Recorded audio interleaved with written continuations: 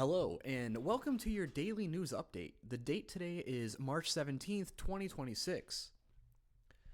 Our first article. Scientists discover South America's first space glass fields in Brazil, written by Sofia Moutinho, published by EOS. For the first time in South America, and only the sixth time in history, researchers have identified a field of tektites. Tektites, nicknamed space glass, are created when the intense heat generated by a cosmic collision with a meteorite melts silica-rich rocks on Earth's surface. As the molten droplets cool down and fall back to the ground, they solidify into small pieces of glass. Finding tektites is uncommon, but uncovering entire fields of these objects is even rarer. Up until now, such spots had been detected in only Australasia, Central Europe, the Ivory Coast, North America, and, more recently, Belize. Some isolated glasses have also been found in the Atacama Desert in Chile and in Uruguay, but they were not recognized as fields.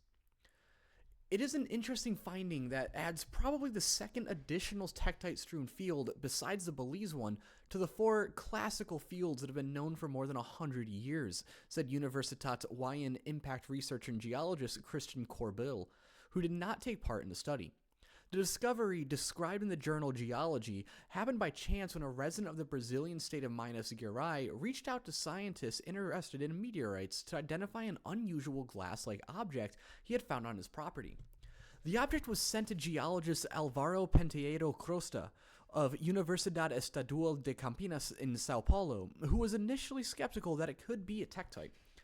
Tektites are extremely rare, Crosta said. They form under very specific conditions and do not survive long in the geological record, so it was a total surprise. After he determined the piece was a tektite, Crosta received other specimens found dozens of kilometers away. That is when he decided to launch field trips to investigate further. In this effort, with the help of local residents, scientists collected around 500 glass pieces ranging in size from 1 to 6 centimeters and varying in shape from spherical to droplet-shaped to twisted. Although they appear black and opaque at first sight, the objects became translucent and display a grayish-green color under intense light.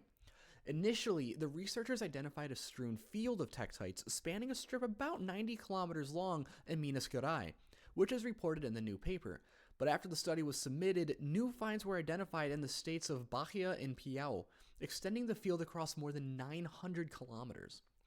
According to Crosta, this puts the Brazilian tektite field in the mid-size range, much smaller than the field in Australasia, which covers more than 10% of Earth's surface, but similar in size to the field in western Belize. But he thinks the Brazilian field could be even larger. Now that the news is being spread, we might get contacted by more people with new samples, said Crosta, adding that the new findings suggest that tektites may not be as rare as previously thought. Isotopic analysis of the samples dated the Brazilian tektites, informally known as garicites, after the region where they were discovered, to 6.3 million years ago, relatively recent in geological terms. The new tektite findings can provide clues for scientists seeking to reconstruct the history of asteroid impacts on Earth. The Earth was bombarded just like Mars, Crosta said, but here we do not see the craters as easily because our planet is very dynamic, with plate tectonics and erosion. To study this history, we must search for traces, and tektites are one of them. No crater associated with the impact that formed the Brazilian tektites has yet been found. Crosta thinks the crater could be buried and has begun searching for it using satellite imagery, geophysical data, and mathematical models. These tools, combined with paleomagnetic, geochemical, and isotope data, could help predict the location of the impact point. Currently, only 9 meteorite craters have been recorded in Brazil, despite the country's vast geography. Corbill noted that it would be important to identify a possible source crater and determine how far the strewn field really extends to better understand the formation of tektites in general. 6 occurrences of different tektites worldwide are a rather small number, he said. This discovery adds important new observations and data to our understanding of tektites, but more analysis will be necessary. Next, we have Africa's Great Divide, Why the Continent Split is So Exciting for Science, by Jack Bantock, published by CNN Science. Time and time again, Hollywood has embraced an imminent apocalypse, as films like 2012 beam the fictionalized end of the world onto the big screen. Fortunately, the scientific logic for many such movies has been, to put it lightly, creative. The planet's crust did not suddenly shift 14 years ago and sweep most of us away in a flurry of earthquakes, eruptions, and mega tsunamis. And yet, by the time you reach the end of this sentence, Africa will have moved a little closer to splitting apart. The remote Afar region of northern Ethiopia sits at the center of a Y-shaped rift system, along with which the continent is separating to form a new ocean. Leave your canned food on the shelf and put down the apocalypse shovel. There's no need to make a beeline for your doomsday bunker. This is less a case of the day after tomorrow movie and more a matter of the day after a few million years.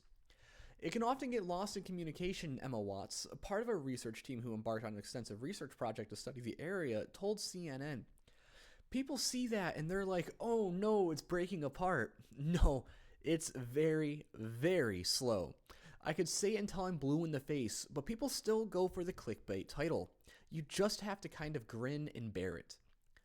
One of the driest and hottest places on the planet, where summer temperatures tick over 50 degrees Celsius, 122 Fahrenheit, the aptly named Afar region is about as remote and hostile as could possibly be. In its Danakil Depression lies the Erta Al volcano, home to a decades-old lava lake and locally dubbed the Gateway to Hell.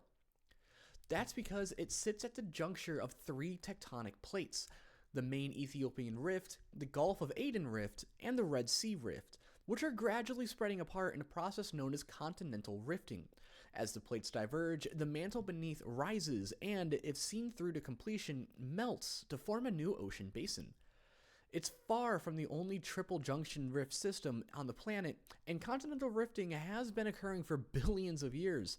But Afar is invaluable for researchers because the process is, quite literally, taking place under their feet. By the time late-stage rifting occurs, the point at which the ocean floor has almost formed, it's typically concealed far under the sea.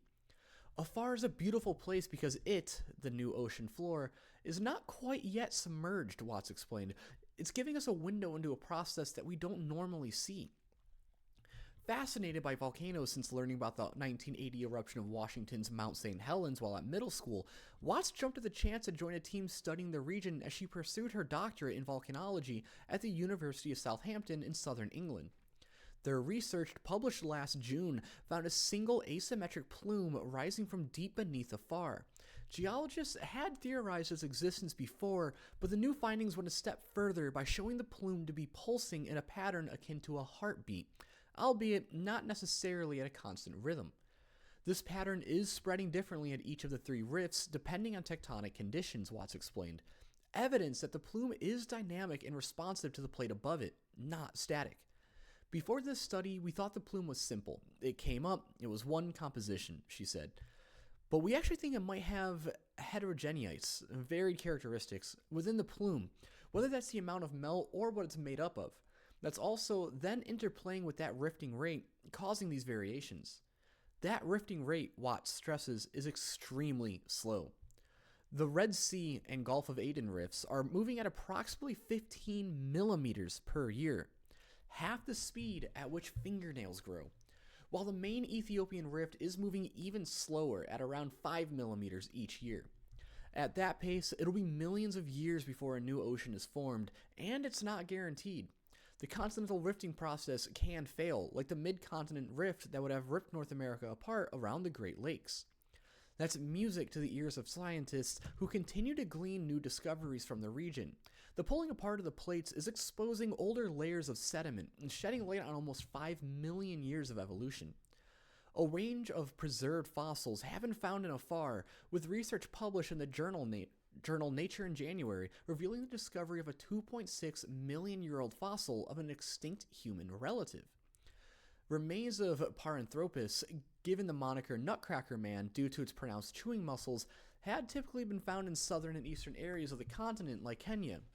So its existence some 1,000 kilometers, 621 freedom units, north of any other record suggests the species was more adaptable and widespread than presumed.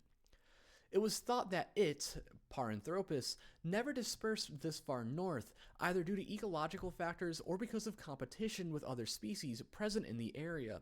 London Natural History Museum paleontologist Dr. Fred Spoor, part of the research team, said in a press release. The new discovery now suggests otherwise, and the assumed absence was the result of an incomplete fossil record. Last August, the fossilized teeth of two further kinds of hominins, dating to between 2.6 and 2.8 million years ago, were found in the Afar Depression, shedding new light on the coexistence of our human ancestors. The possibilities for discovery are almost endless, with Watts hoping to add to the region's volcanic understanding following the eruption of Afar's long-dormant Haley-Gubby volcano in November. The subsequent ash cloud was so intense it smothered local grasslands and affected air travel as far away as India. I think often with risk in the region, we don't know that much because the eruptions haven't been witnessed that frequently, Watts said. I would love to continue making sure that we understand those volcanoes and help move science along with what's happening with rifts and the hazards that we get. Like any science, you take one step forward and there's still a massive path to go, she added. French far-right struggles to deliver decisive breakthrough. Written by Marion Saletti, published by Politico EU. Paris. The far-right National Rally had reason to hope this month's French municipal elections would show it now has an unstoppable momentum before the presidential race in 2027. After all, the party has been on a steady upward trajectory during this election cycle, with polls showing Jordan Bardella, the party's president, as the front-runner ahead of next year's campaign. But while its candidates did very well in Sunday's first round, particularly in important southern cities such as Marseille and Toulon, it looks like Marine Le Pen's troops are still falling short of the decisive breakthrough they seek. The party's heavyweights are avoiding any triumphalism after the first round results, knowing that they now face their perennial stumbling block, a second round in which numerous other parties can club together to keep it out of power. This has also been the National Rally's political vulnerability, most conspicuously for Le Pen and her father Jean-Marie, in presidential contests, and it is not clear that it has shattered that glass ceiling. In cities such as Marseille, Toulon, and Nîmes, where its candidates performed strongly on Sunday, they could find themselves in trouble in the second round. The National Rally's party leaders are appealing to other right-wing candidates to join them to try to beat left-leaning opponents in the second round on March 22nd. But for now, the complex dynamic of ad hoc alliances that shape local races seems more likely to work against them once again. We have 60 cities where we came out first, where we think it's within reach, National Rally Vice President Sébastien Jean said on RTL Radio on Monday. Then there are cities where we are open to alliances with rival lists, from the right, he added. The problem for the party is that nobody's rushing to take this olive branch. By contrast, other parties are locked in talks about whether and how to join forces against the far right, even if that conversation is proving trickier than in past cycles due to deep divisions between left-wing parties and uncertainty about voter intentions. Marseille, France's second biggest city, perfectly illustrates both the National Rally's advances and its dilemma. National Rally candidate Franck Alicio, 35%, almost tied with incumbent left-wing mayor Benoit Payan, 36.7%, in the first round. That's more than 15 percentage points higher than the National Rally's previous score in the 2020 local election. Still, Alicio now faces an uphill battle to beat the current mayor, with the two main centrist and conservative forces discussing the best strategy to beat him shortly after polls closed. The conservative candidate, who came third, will not be polling out, reducing the prospect of her votes going to Alicio. In Niamey, another key target in the National Rally Sunbelt, the calculus is different. Its candidate, the prominent politician Julien Sanchez, came first but will now face one opponent from the center-right and one from the center-left, who are better placed because they are expected to pick up the votes of candidates who won't be represented in the second round. In Toulon, National Rally candidate Laura Lavallee, a personal friend of Le Pen, landed an impressive 42% of the vote on Sunday. However, it is predicted that she will struggle to attract more voters in the second round, putting her center-right rival in a strong position. Asked about this potential disappointment in a city that the far right had been eyeing as a top prize, party heavyweight and MP Jean-Philippe Tanguy said on Radio France Inter, an election is never a done deal. But he stressed that the National Rally now has a strong presence in the runoffs across the whole country. That is a change because before the National Rally could be strong in some areas and a bit absent in others. Today, it is present almost everywhere. The city of Nice on the French Riviera is the big prize most likely to land in the far right's hands next Sunday. But political observers have been quick to note that candidate RFK Jr, if he wins, will have prevailed in very specific circumstances. Quixote is a local political baron and was president of Les Républicains from 2022 to 2024. He only joined forces with Le Pen's national rally after a dramatic political coup on the traditional center-right. He in fact downplayed his alliance with the national rally during the campaign, keeping party leaders Le Pen and Bardet at arm's length. During the campaign, the National Rally leadership was careful not to project unrealistic expectations, adopting a cautious tone even days ahead of the first round. Party figures all had a precedent in mind, mindful of 2024 snap elections, another case of their traditional second-round Achilles heel. The far right had done well in the first round, but failed to deliver as many seats as they hoped after opponents teamed up against them ahead of the runoff. National Rally President Bardet picked a safe place to speak from on Sunday night, Beaucaire, a small city in the south of France that the party was all but guaranteed to win. He took the stand barely 5 minutes after polls closed to deliver a short, restrained speech referencing the serious, honest work of outgoing National Rally mayors. These results reveal an expectation that we know is immense, he said. Still, Jean-Yves Dormegan, a political scientist and a head of polling institute Cluster 17, said the National Rally shouldn't be underestimated in this election. In the cities where it is competing, it is scoring very high. Now, the question of whether they will win is another question. It depends on how voters add up in the runoffs. He stressed that results in large cities, closely watched by the media, tend to overshadow what's happening in smaller constituencies all over the country. None of this really gives us much of a clue about what 2027 will be like. Now to America. Judge blocks RFK Jr. from scaling back childhood vaccine recommendations. Published by PBS News. A federal judge on Monday temporarily blocked federal health officials from cutting the number of vaccines recommended for every child, and said U.S. Health Secretary Robert F. Kennedy Jr. likely violated federal procedures in revamping a key vaccine advisory committee. The decision halts an order by Kennedy, announced in January, to end broad recommendations for all children to be vaccinated against flu, rotavirus, hepatitis A, hepatitis B, some forms of meningitis, and RSV.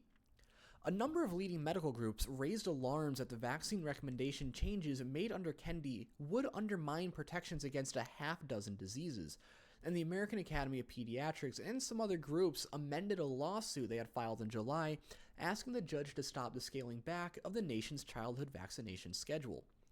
The original lawsuit in federal court in Boston focused on Kennedy's decision to stop recommending COVID-19 vaccinations for most children and pregnant women. The suit was updated as Kennedy took more steps that alarmed medical societies, causing the plaintiffs to ask Judge Brian E. Murphy to take steps to address these policy changes too. For example, the amended complaint asked the court to look at Kennedy's actions concerning the Advisory Committee on Immunization Practices, which advises public health officials on what vaccines to recommend to doctors and patients. Kennedy, a leading anti-vaccine activist before becoming the nation's top health official, fired the entire 17-member panel last year and replaced it with a group that includes several anti-vaccine voices. Murphy, who was nominated to the bench by President Joe Biden, said Kennedy's reconstitution of ACIP likely violated federal law. He ordered the appointments and all decisions made by the Reform Committee put on hold. Department of Health and Human Services spokesman Andrew Nixon said HHS looks forward to this judge's decision being overturned, just like his other attempts to keep the Trump administration from governing. ACIP was scheduled to meet this week to discuss COVID-19 vaccines, among other issues, but the gathering was being postponed. ACIP, as currently constituted, cannot meet, said Richard Hughes IV, an attorney representing the AAP. How can a committee meet without nearly the entirety of its membership? End of the article. Next, we're going to Israel and Iran. Israel says it's killed Iran's Security Chief Larijani and Basij commander. Written by Al Jazeera staff and published by Al Jazeera staff. Israel is claimed to have killed Ali Larijani, Secretary of Iran's Supreme National Security Council and the commander of the internal Basij militia Reza Soleimani, with no confirmation or denial by Iran so far. Israel's defense minister Israel Katz made the claim of Larijani's death on Tuesday.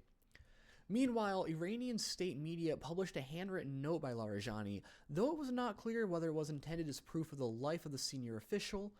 Larijani's note, published on his social media pages, commemorates 84 Iranian soldiers, whose funeral is expected on Tuesday, killed in a U.S. attack on their naval ship in international waters. If confirmed, Larijani would be the highest-level killing in the war since United States-Israeli strikes killed former Supreme Leader Ayatollah Khamenei and several members of his family on the first day of the war they launched on February 28th. Larijani was last seen publicly on Friday attending the Al-Quds Day rally in support of Palestinians in Tehran, along with President Mossad Pezeshkian. God, these names I'm butchering. He has been a key political figure in the Iranian hierarchy for years, at one time leading the nation's nuclear negotiations with the West. Previously, he was also the Iranian Speaker of the Parliament. Apparently, referring to the high-profile killing, Katz said, "The leaders of the regime are being killed and their capabilities terminated. Our army is working with strength to continue to hit and terminate the missile capabilities as well as the strategic infrastructure," he wrote on social media. In a message Monday, Larijani told Muslim-majority nations of Tehran's position and reasserting that his country is not going to relent in the fight against the U.S. and Israel. Larijani appealed to a religious sense of duty for Muslims to stand together, saying with few exceptions, Islamic countries have failed to support Iran against what he called treacherous aggression. In the stance of certain Islamic governments, not at odds with the Prophet Muhammad's sayings, whoever hears a man calling out, "O Muslims," and fails to answer him is not a Muslim. He went on to justify Iran's attacks across the region, which countries in the Gulf have described as blatant aggression against their sovereignty, appearing to warn there is no middle ground in the ongoing confrontations. "Which side are you on?" Larijani asked. He followed his thinly veiled warning by emphasizing Iran is not seeking domination over its neighbors. The unity of the Islamic nation, if realized with full strength, is capable of guaranteeing security, progress, and independence for all its states, Larijani added. Al Jazeera's Nida Ibrahim, reporting from the occupied West Bank, said the claimed killings would be celebrated in Israel as a big strategic success. But even if Larijani had been assassinated, that does not mean the whole regime has fallen, Ibrahim said.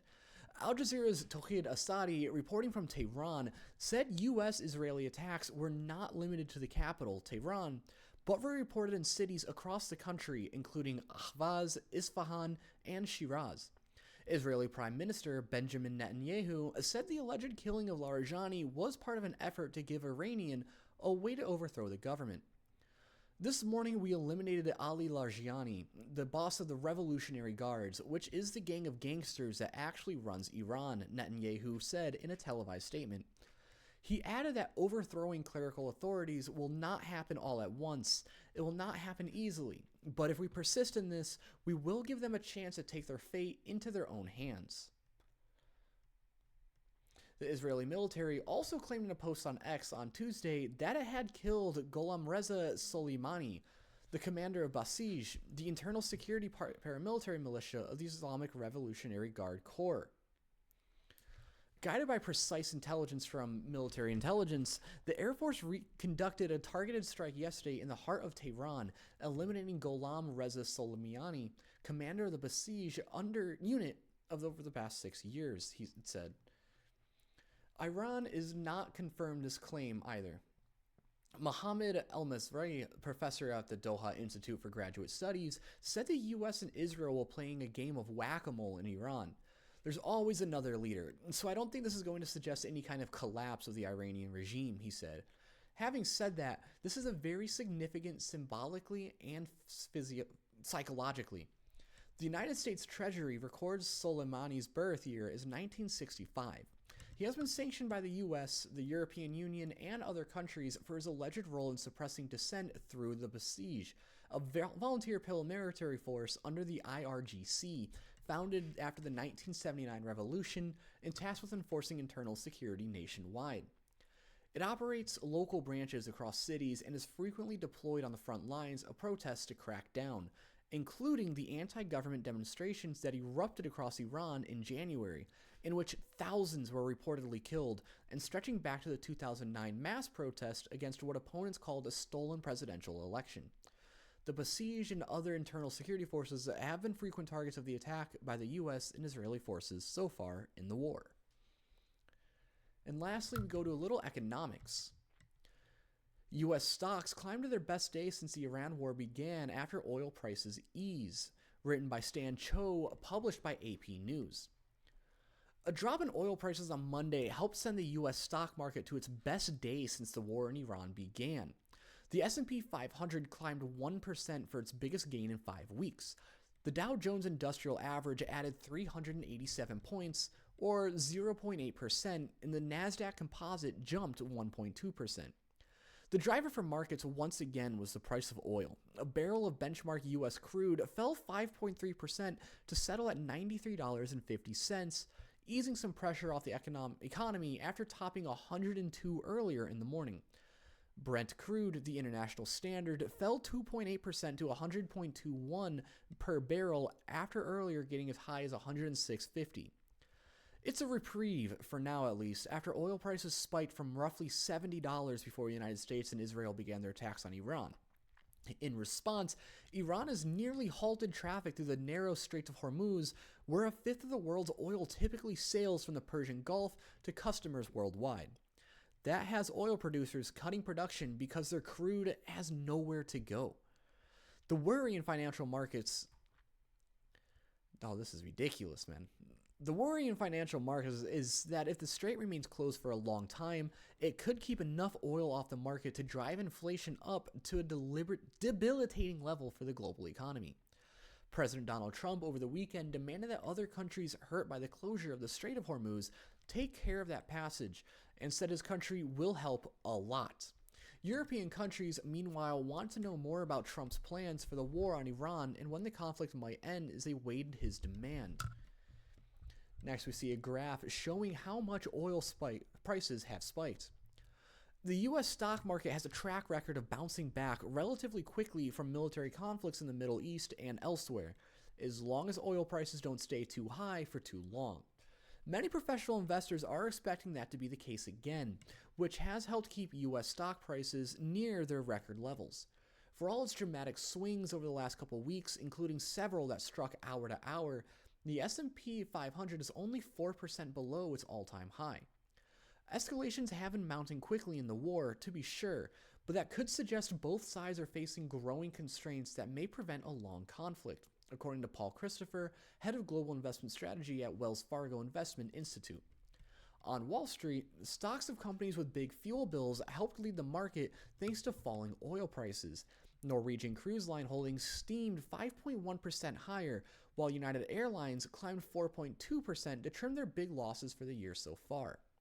National Storage affiliates leaped 30% after Public Storage said it would buy its 69 million rentable square feet in an all-stock deal valued at $10.5 billion USD.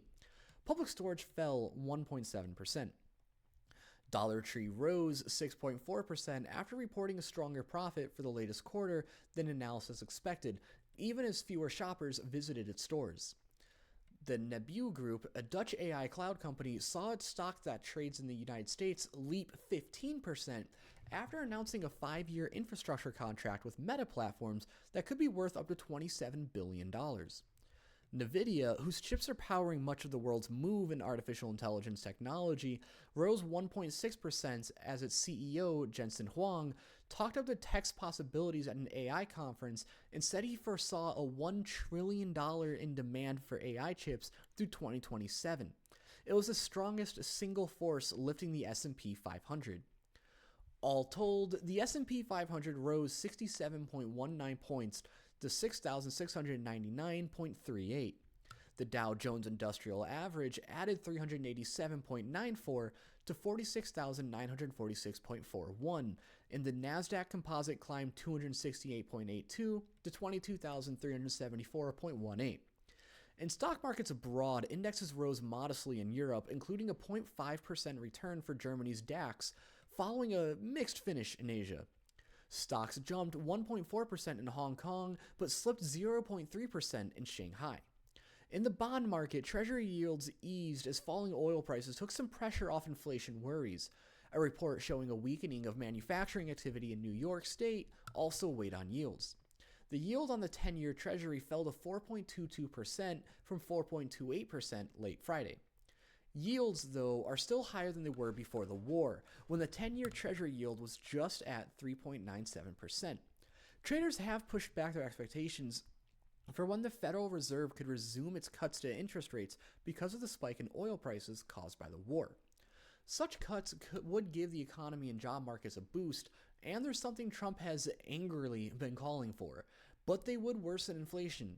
Traders see virtually no chance of the Fed announcing a cut to rates after its next meeting concludes on Wednesday, according to data from the CME Group.